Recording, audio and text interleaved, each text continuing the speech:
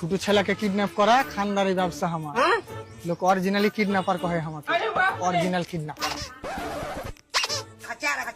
কে phone করলো বে? Hello, kidnapper Emrul speaking.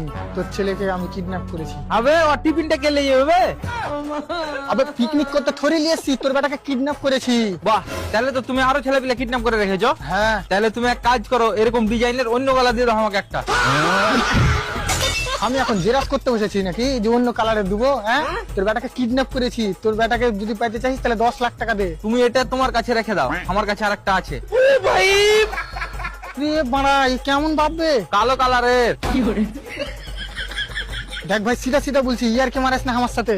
তোর বেটার এখানে গলা কেটে দিব। আবে গলা কাটার পরে বিক্রি হবে? তুই ভাই 10 লাখ টাকা ছাড়, তুই 50,000 টাকা দিস। না না না, 50,000 তুই 30,000 দিস। এই লেগে তোর কাছে পয়সা থাকে না বে, ইনকাম করতে পারিস না বে। ও কি করে করবো? কিডন্যাপিং ছাড়া তো কিছু